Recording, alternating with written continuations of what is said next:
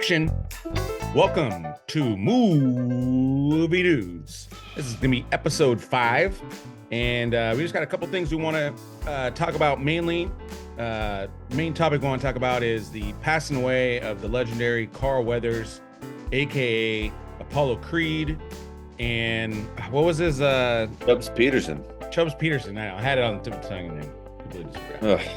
But yeah, this was pretty shocking. I mean, he has recently been part of the Mandalorian series.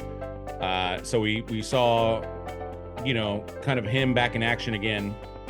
And, he's done a lot of action movies, TV shows and whatnot. A very, very good career. And but he's obviously got one of the most iconic movie roles of all time. And just kind of really, really sad to hear. And still pretty young, too. 76 is not crazy old. I don't think he had any sort of disease or anything because he was still pretty much working. So, right. And a lot of good tributes. He's somebody that has been a staple in our lives growing up, obviously. I mean, Rocky was a huge part of our upbringing. So Carl Weathers was always in our almost daily life. And yeah, his when you examine his character, as it's written, that Stallone did, it's a brilliant character that goes from foe to best friend and mentor and trainer, and then ultimately the person that passes and becomes the inspiration for Rocky Balboa posthumously. It's just what a well-crafted character. And I don't think anybody really would have been able to pull off this feat the way Carl Weathers is. I mean, he really just elevated that character to the point of you hated him and then you loved him and then you couldn't imagine a life without him. yeah, Because you were right there with Rocky. Like, and then once he did lose him in number 4, as short as Rocky 4 was in terms of screen time for that movie itself, like runtime, excuse me, his significance after he dies in that movie and what Rocky goes through just kind of shows you the impact that this character had. And then of course we know him from Predator, Action Jackson. Those were both very popular movies during their time, and we didn't see Carl Weathers for I think 8-9 years or so, and then he comes out and he does Happy Gilmore with Adam Sandler, and he plays Chubbs Peterson, and I would argue that Adam Sandler is the Quentin Tarantino of comedy, and he just brings in old actors to come in and crush roles. well, Because him, he finds people kind of like you're saying, people that inspired him. And obviously Adam Sandler's a big sports guy, and huge, obviously that he was influenced by Rocky, and he's like, I want, I want Apollo Creed to come in and be my golf teacher. Like, and right? that's how Adam Sandler thinks. And it was a brilliant move, Stupid. and it was such a great role for him. And Great uh, role because more, he was trying to be so serious, but through his being serious, he was very comedic. yeah. Um, so we got to see a different side of him, which I absolutely adored. And then I haven't seen Mandalorian, so I don't know. But he's been in so many things. If you go on his IMDb, he's been in a million shows. You've seen him time and time again throughout the years, and he will be missed. He's a legend. Yeah. And I think, going back to it, and I kind of left it out of his initial bio, but I think a big part of what made him work as Apollo Creed is he's obviously got acting chops. That's a given. But he is a former NFL player that played on the Raiders. I think he was a linebacker. And Right, you can't teach that kind of athleticism. And so, obviously he's ripped in the movies the whole time, but he looks the part, and he's not a small guy, and again, you match him up against Sylvester Stallone, who I don't think we would call him an athlete by right. trade, even though he Especially is not in the first two, not right? in the first two, right? He doesn't really have an athletic body in the first two, but Sylvester Stallone worked on his body, but he wasn't a natural athlete the way Carl Weathers was. And Right. he's it's Jim Brown, it's him, it's Dick Butkus, Although Dick Puckett did more comedic roles versus like, playing the linebacker, Right. or playing some sort of sports star. And OJ. oh, OJ, yeah. Um, although he did same thing, comedic roles. He didn't He really did comedic wasn't really roles. did you know, didn't really utilize the fact that he was an athlete. Right. And then what was Hunter's name? Oh, Fred. Fred Dryer. Fred Dryer. Yeah, And he Fred was a football Dryer, player too. yeah, he was a football player, defensive Played for end. the Rams. No. Yeah, played for the Rams. But again, Paul Creed was one of the first, and Jim Brown, I would probably say, is the first, and then he's maybe the second that I could think of, at least, that major. But Carl Weathers was a major, major star versus Jim Brown's film career. I mean, I guess The Dirty Dozen, he was big in that one, but he really utilizes his athletic background. Yeah, and but you could say that Jim Brown's roles were very centralized to a very specific genre, which Carl Weathers was as well to an extent. But I mean, he branched out in a way that he was in homicide TV shows and action TV shows and dramatic He ones. became a working actor. Yeah, he became like that became his deal, and Yeah. good for him. And yeah, rest in peace, buddy. We'll miss Yep. you. Yep. Awesome. Well, let's move on to the next one, which is actually very related. Is Ryan Coogler and Michael B. Jordan have a big project, and they, of course, directed Creed, the original one, and then Michael B. Jordan took over. But their film, they have a new original IP, original idea that's going to go to Warner Brothers, and apparently it was a big bidding war. But we've already seen. They've also did together Black Panther, even though Michael B. Jordan wasn't the star, he was the second star. Sure, But Ryan Coogler has obviously padded his resume a lot, and you sure so do. yeah, so this is a big And property. I'm like, Fruitvale Station was, right, that was the original. yeah, the original and was incredible. Yeah, so I'm excited to see what these guys are going to do. Michael B. Jordan obviously is continuing to. Yeah, and I will say that, when you mentioned that this was going to be a topic, I started looking into it, and there is zero information about this. It's just the idea of these two kind of coming back together again, which is Yeah, very exciting. I wish I knew more, but I don't think anybody does in no, outside of that camp. So it's going to be great to kind of hear as things progress. yeah, it's just Where something to this keep project an eye goes. on as we move forward with this. I mean, I know we already talked about Creed 4 is already in the pipeline, which Coogler would be a part of, but he's not the director. And then Right. also, I just use this akin to like when we heard that Matt Damon and Ben Affleck are gonna be working together. You know what I mean? Like Again with the Coogler air. and Jordan have that great chemistry with each other, and so Right. I'm looking forward to it. Again, we just want to note it so that we can follow it, and hopefully we'll hear soon about what the actual story is and You're where. saying if you're hopeless in life, there is actually something to hope for in this world. Exactly, cheesehead, cheesehead, She's cheesehead.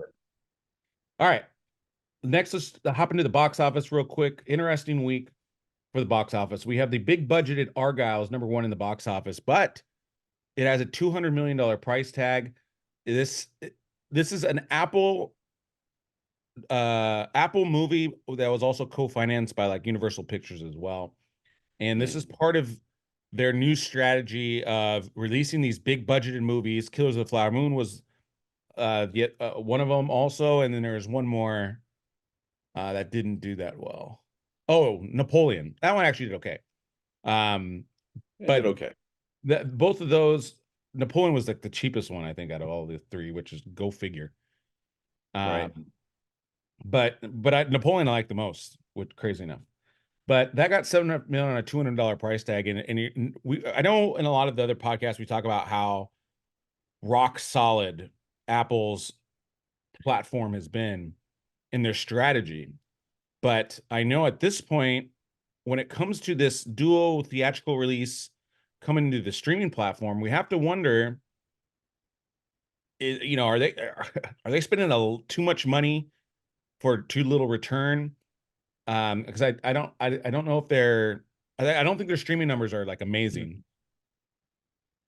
So I'm curious what you think about this because you've been a big Apple.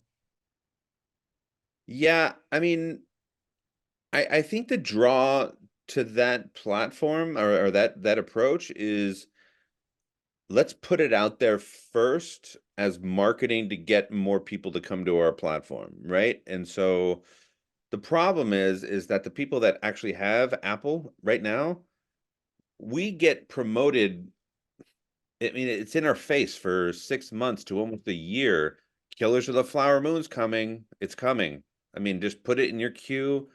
When it is released, it will be released so that you can now watch it. And so you're waiting and waiting and waiting. And then the first thing that happens is it comes out in the theaters. And you're like, ugh, okay. And then you watch it and you're like, oh, it's so long.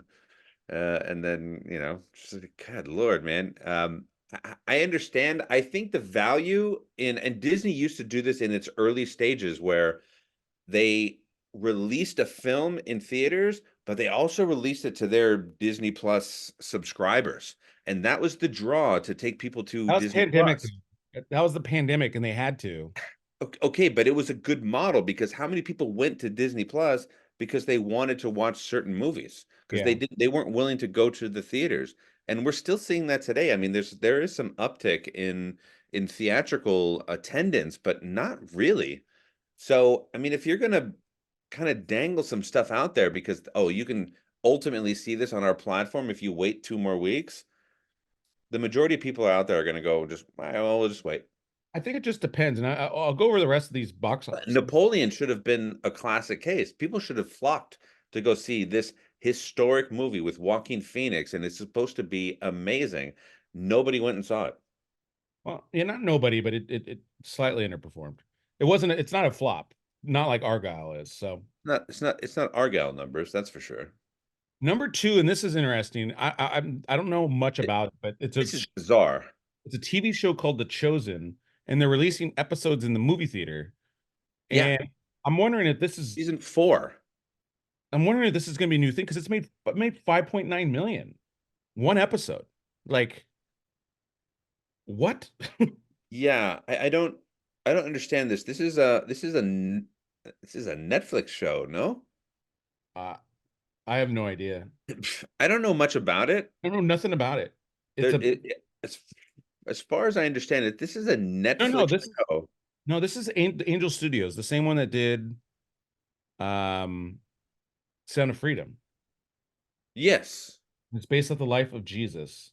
but where no, the Chosen I think series? I think you can only watch new episodes in movie theaters, and then eventually it gets released to the thing. So I think you're just seeing Um, old school just hitting the Bible market, you know? It's got a 9.2 on. So I might have to check this out. Started in 2017. It's 4 seasons long so far. Yeah. But yeah, I mean, you got to watch 3 full seasons and then you jump into the theaters. Yeah, Netflix has season one, Peacock's got season one and two. It sounds like it's all you can watch the old seasons, but if you want to watch the new season, you got to go to movie theaters. I go to movie Interesting, theaters. interesting to see if this is a again, I don't think you can do it with every TV show, but this is Hmm. interesting. Really, Well, really. that's certainly skewed to a specific audience. But I mean, look, we thought it was crazy that Taylor Swift was just releasing a concert, right? In the theaters. Meanwhile, maybe we got to put episodic. But I mean, that's sort of infringing on territory, no? I mean, it's episodic for a reason. Episodic usually goes onto television. I mean, I think it's all about how long are these episodes? Are these 2 hour episodes? Or an hour and a half? And because The end of the day, butts in the seat, I guess. butts in the seats, people are gonna pay it. And Hey, again, listen, fine. yeah, interesting. So and then on third, and I'm kind of happy about this one. The Beekeeper still going strong, 5.3 million. It's made 123 million Fantastic. worldwide. And I think do we remember what the budget was? Was that a Mm, $78 million film? I think it wasn't incredible. 50 million. Let me say But I think those are healthy 40 numbers. million. Oh, there you go. That's a great return. $40 million budget's already made 123, and it's still making money. But so again, let's use comparative contrast here. Argyle 200 million. This has made a third Beekeeper in its fourth week made just a third of what Argyle did on a fifth of the budget. Yeah. Like, do the math, guys. Like, and again, Beekeeper, I think was just a better, solidly made film. Yep. Yeah, so interesting. I can Fourth, get any arguments here. fourth is our movie, Wonka, over 573 million now. Still Fantastic. raking in 4.7 million. We actually bought it in streaming because we love this movie so We're much. still people are still Uh, seeing it, which is fantastic. yeah, but that movie is fantastic. And again, I think that's just the key is, focus on actually making the movie, not some of this nonsense. And then Yeah. fifth, Migration, 4.2 million. It's at 222 million worldwide off a budget of 70. So again, very healthy numbers. Again, budget 70. Yeah. Some of these cartoons or animation films are being made for 100, 150, 200, like some of these Disney flops. Yeah, I would argue that 70 million is high for a budget for an animated feature, although, there's new technology nowadays that, might warrant some dev time and you want to put money into something and you want that covered, right? You don't want to The just put that voices, out. I think they paid a premium for the voices. But at the same time, I mean, it was a really well done movie. It's fun script, fun Yeah, adventure. Um, $222 million. You can't really I mean, Illumination just continues to crush. yeah. Well done. But I think the key is that budget at 70 because I agree with you. Maybe 50 is a better, but even 70 is still under that mark. Like again, if this is 150 million dollar film, it's like what are you spending this money on? Yeah. Just again, you can do it for 70 with this film. So it's like just be smart about it. Okay, last segment here, Pete. Upcoming movies. I'm gonna give you five of to me, the biggest movies coming up. And you tell me which one you're looking forward to the most. Kind of rank them 5 to 1. I'm So, ready. so we have Madam Web.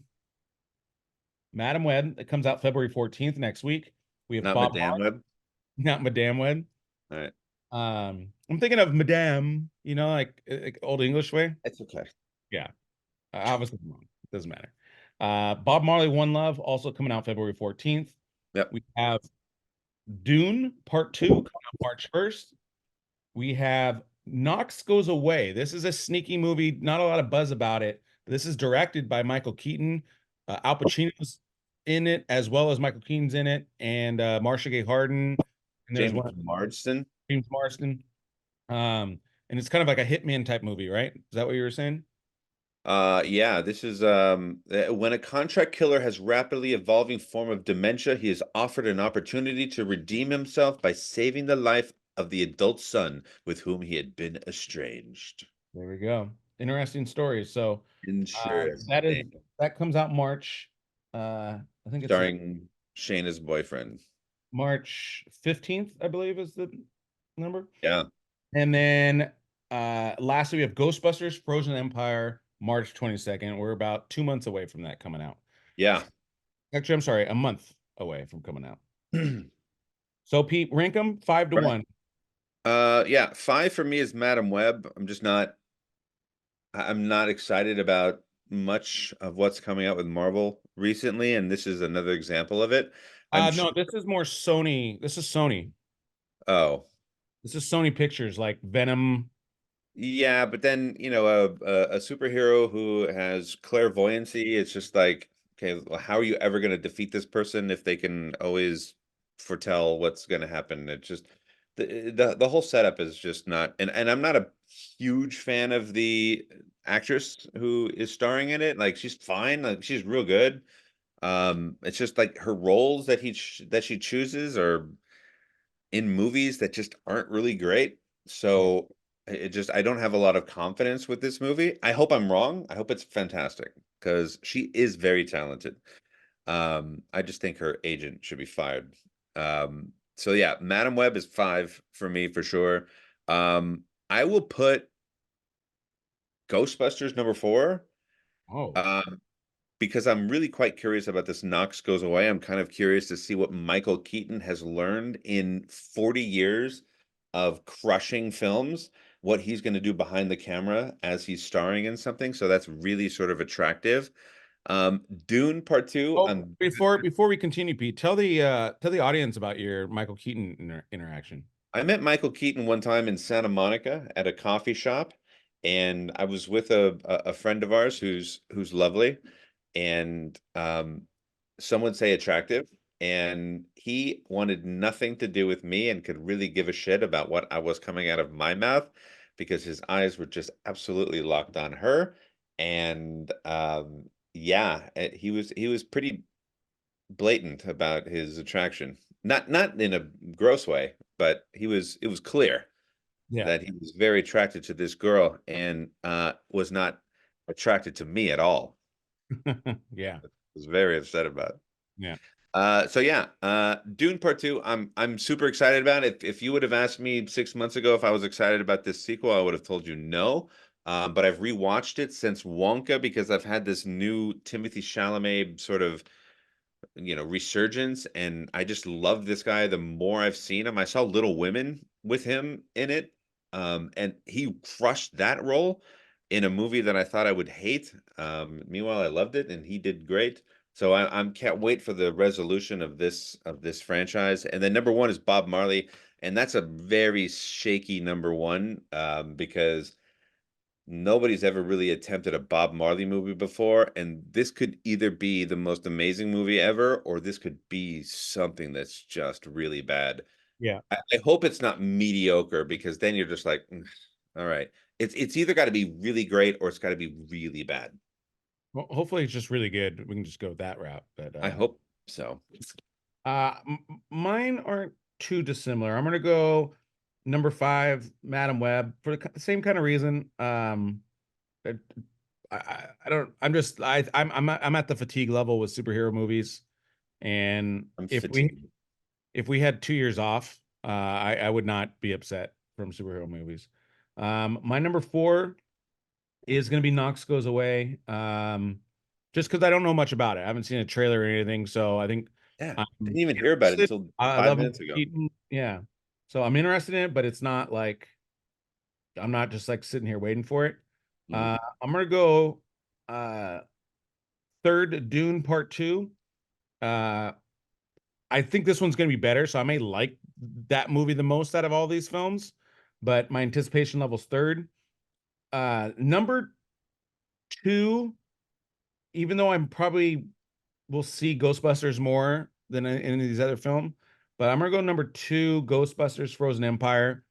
I'm just I hope it all works because It's got to, right? I really love the original, but the original one had or the original new one, The uh, original remake, yeah. the original remake had so much layers to it, but that you've already played that hand now, and so now Yeah.